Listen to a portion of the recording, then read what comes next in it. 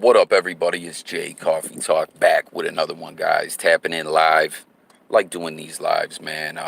But even if you catch this thing on a playback, make sure to rock with me to the channel. But we're over here on Kanye's Twitter, man. And he's going in talking about the evils of the music industry, just ranting off tweets like Kanye's known to do. And I don't know, you know what I mean? Like a lot of people feel like Kanye is unstable or unreliable, I guess, because he just starts ranting and he says some things. They get them sound bites on him. You know what I mean? Where he'll say a particular thing that just may sound outlandish or offensive, and they snatch that sound bite up and play that back.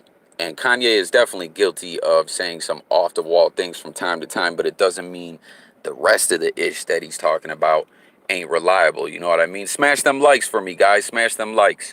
I see we got some people in here, but Kanye's been at it. Look at this. How long? This is just over the last 5 hours. This guy's tweeting out contracts, all types of stuff, man. So let's go over some of this stuff here, man. Look at this. This is all in a 5 hour span. Jeffrey Walker says it figures after all his meltdown, he eventually was going to lash out at them. Absolutely, man. It's just so crazy to, like, I rock with Kanye. I don't necessarily really like his later music. I'm not saying it's bad. I'm just saying a lot of it ain't for me. You know what I mean? I was more into that college dropout early on Kanye, right? But it's just crazy to see where Kanye's at, what he's become over these years, man. So I'm not gonna sit here and read every tweet to y'all. Not to mention my signal is straight trash right now. So I hope y'all can hear me good. Yeah, Jeffrey Walker says me too. Sinisha McCoy says his head is so scrambled. Facts, man. Like Kanye's been in there rubbing shoulders with the elites. Elliot Eisler says you can't hate early Kanye. That was fire. Facts. Yeah, the early Kanye, college dropout, like late registration, all that. Not even necessarily just his music. The beats that he was making was off the charts to me. Elliot Eisler, you'll probably appreciate this statement I'm going to make because I know you're a musician, right? Kanye's later stuff, like from Yeezus and on, maybe even some of Dark and Twisted Fantasy, reminds me like early Kanye. It had more of like a hip hop feel to it. Like one of my favorite beats ever by Kanye West, Guess Who's Bizak? It was a Scarface, Jay-Z, and Beanie Siegel track. That's like my favorite Ye beat. But anyways, Elliot Eisler, his later on stuff almost reminds me of Trent Reznor, Nine Inch Nails, like industrial type stuff. Do you know what I'm saying? Because like a lot of people, if you don't know about Nine Inch Nails, you think Nine Inch Nails is a band. I mean, when they go on tour, there's a band that's with them, but really, it's one dude. It's Trent Reznor, and he uses the same thing that hip hop artists use to make beats. You know what I mean? Like that's what Ye reminds me of more nowadays. But let's go over some of these tweets here. Like, look at this, bro. This is all 5 hours ago. Trent Reznor isn't dope. You weren't a Reznor fan. I don't know. He's kind of weird, man. He kind of creeps me out with some of the stuff he does. Oh, is dope. But do you know what I mean? Kanye stuff almost has a feel to of it. Like, like there's a song on Yeezus that reminds me of Head Like a Hole. But look at this. My shit is loading so slow. I hope you guys can hear me well, but he's just tweeting out all these. Let's go to what is loading, because like I said, we ain't gonna go over every single thing. Give it a second to load up. We'll start from here and we'll work our way back. But he's talking about the evils of the music industry. So let's check what this out. This is, I believe this is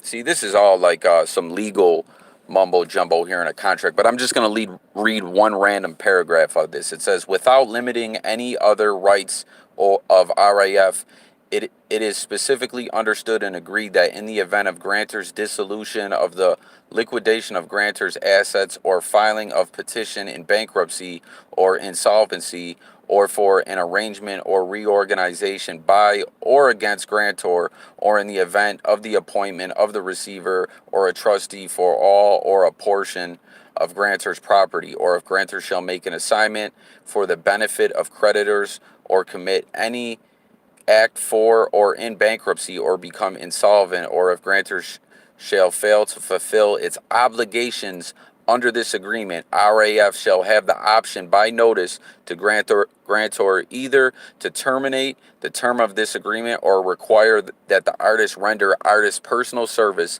directly to RAF for a remaining balance of the term upon all the same terms and conditions are herein contained. In such an event, artist shall be deemed substituted for grantor as party to this agreement as of the date RAF's options exercise, and in respect of master recordings recorded subsequently, the royalties and any advances payable hereunder shall be reduced to 2/3 of the amounts prescribed in this agreement. So that's all a bunch of legal mumbo jumbo, but I guess basically Kanye's trying to show here the way these uh, contracts just screw over the artist. You know what I mean? How hard it is for the label to recoup everything that they're supposed to. Like, basically, they always got their hooks into the artist. So, Shanique, Alan Barbado says it's wake up time. Shanisha says I'm waiting to spill more on the Kardashians. Sorry, not sorry. Alan Barbado says, Alan, fill me in on a little bit of what's going down tomorrow. And Jeffrey Walker says this is how record labels rip off artists. I want to get some of the things, because all this is just contract language. You know what I mean? That to us doesn't really mean that much. Like, this is a contract between him and Island Def Jam Music, his signature on it. Let's see here, but let's see what he's got to say, you know, because like tweeting all these things to an average, you got to break it down for us, a little bit. But I can feel where Kanye comes from. I don't know if you guys ever get in that state of mind where you have so much through your head and you want to get it out, but it's just hard to. Apologies, guys, it cut out on me. But I didn't lose you. Smash the like, anyone who didn't hit the like. But let's get to where some of the stuff Ye's talking rather than just contract. Because like I said, that's just kind of hard for the average person in layman's terms for us to go over. But like I was saying, man, I can feel Ye where you got so much going in your head and you want to get it out and it weighs on you and it drives you a bit crazy. What's this? Quinn Emanuel and Sullivan memorandum. This is more attorney stuff. This is just a contract. Look at the shit you got to sign though, man. Okay, so let's see what he's got to say here. He says, "Whew, that was a lot, guys. Okay, all music is coming next. This is the glory. I wonder if Universal gonna call me. I promise I have more ideas. I will not stop. I promise you on God. All the musicians will be free." He says, "Bono, can I get a retweet? Love you, Paul. Can I get a retweet? Love you, Drake, Kendrick, even Taylor. We need you right now." Then check this out. He's peeing on the Grammy. Look at this, guys.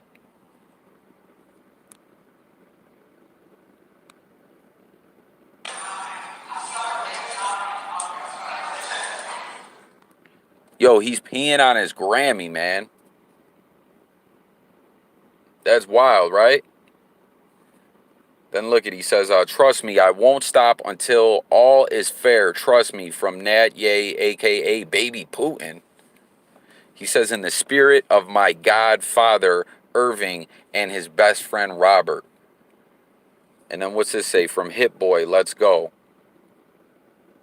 This is what Hit Boy is saying about. He says, "I haven't been a fan of Kanye on a personal human level since he told me face to face he stopped picking my beats because I work with Beyonce.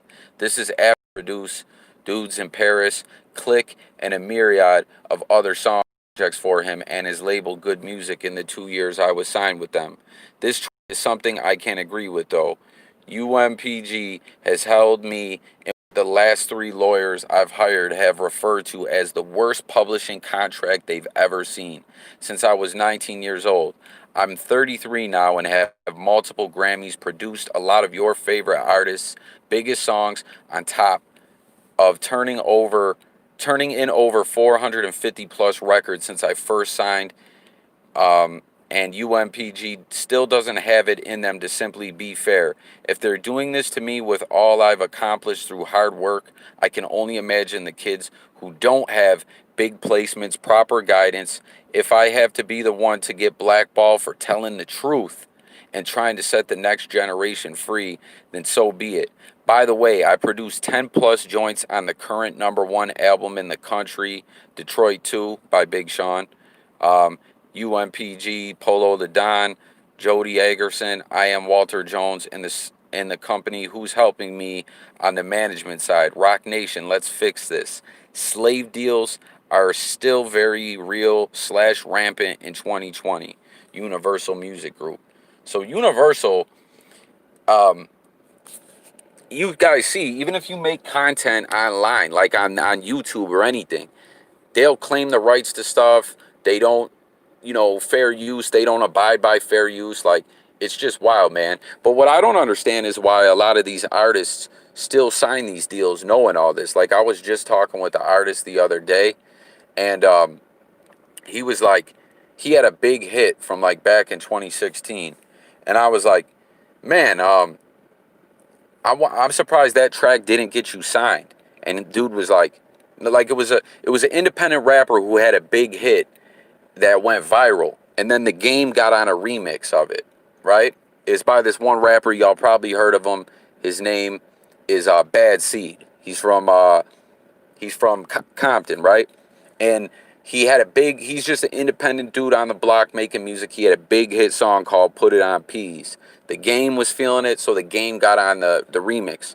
And I was talking with this guy the other day, and I said, yo, I'm surprised that joint didn't get you signed. And he was like, yo, I'm independent. I'll always be independent. And I was like, oh, shit. Like, he almost, I think, kind of took that offensively, and I hit him back and was like, yo, my bad, man.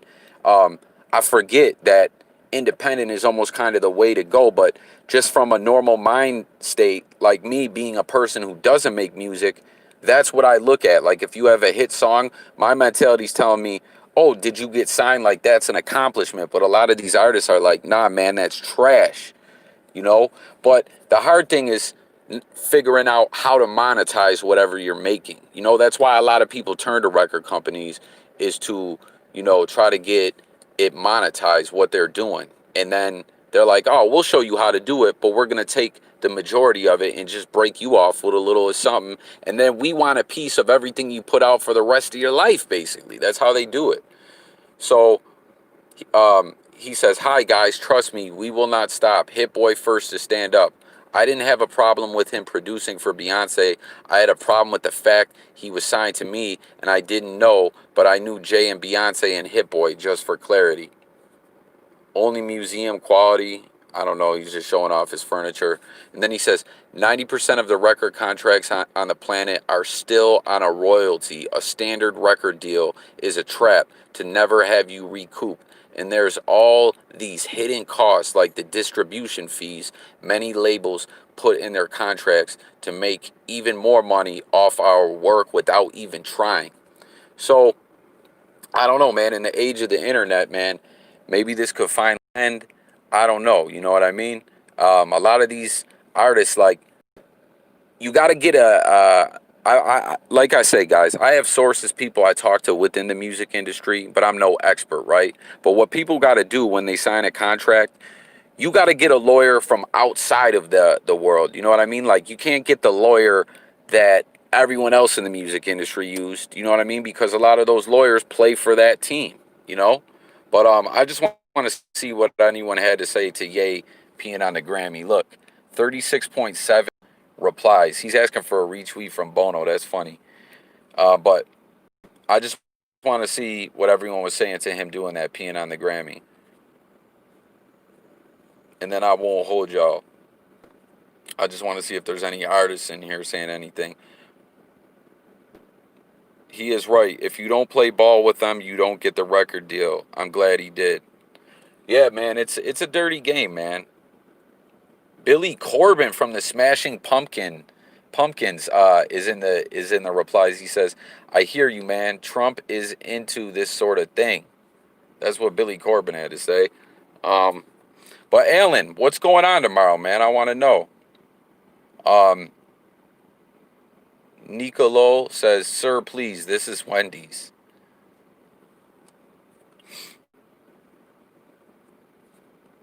Tony Poznansky, so have you picked up your running mate? Yeah, I think the Kanye presidency is deaded though, y'all. But I don't know, man. That's all I really got on this one, guys. I just wanted to show you guys this rant Ye's going on. Like when Kanye rants, I when Kanye rants, I pay attention. Um, Alan, you gotta hit me up in my DM or something and break more of this down to me. Like with a lot of this stuff that I talk about and that you talk about, I'd like to go in on it more. You know what I mean? But like that's why I always call you my liaison to the Q world. You know, um, but I want to give more content on that stuff. But some of that stuff I need broken down to me a little better. You know. But yeah, here's the New York Times talking about Kanye's 2020 presidential run. This has got to be a wrap, man. Kanye wants to bring back prayer in schools, give more government support to religious groups, and has even asked his campaign staff to refrain from fornicating outside of marriage, according to people aiding his presidential candidacy. I mean, so what? Is it still officially going? Because from what I understood, he fucked up and didn't even get in on a lot of the deadlines that he was supposed to, so he's not even on the ticket, right? Isn't that how it was going? Look at Stedman. Check out the Charlie Ward's YouTube video. He is the one running it. All right, man. Send me a link. Give me a link to it? Don't put it on this thing because sometimes on the lives it's hard to get the links. Go to my last community post if you would. Go to my channel, then hit community, and that'll have just where I put posts, and then just whatever the last community post is, if you would, drop the comment there, if you don't mind. Donna says, I don't get Kanye. We both have bipolar. If our meds aren't right, we are all over the place. True. I'm kind of like that myself a little bit, man. And it's crazy times we're living in. You know what I mean, guys? It really is. What'd you guys all think of that alien, too? But yeah, man, Jeffrey Walker, much respect, Jay Coffee. Much appreciated, Jeffrey. I'm going to close this thing out, guys. Um, Thank you so much for tuning in, guys. Kanye West ranting once again. Sick of these slavery type record deals that the elite is signing people to. And then they own you, right? They own you. They essentially kind of create the culture because you lose, in most of these record deals, you lose creative control over what you're putting out. It's wild, man. But thanks for watching, guys. We're going to break it down, a lot more content, music, news, sports, current events, much more. Any new viewers out there that catch this, make sure to subscribe to the channel, guys. It's Jay Coffee Talk. We're going to keep growing this thing, guys. We're going to keep growing this thing. This channel is going to get much bigger than just these blogs that I'm doing. I want to do things in a major way, you know? I'm out of here, y'all. I love you guys. Peace.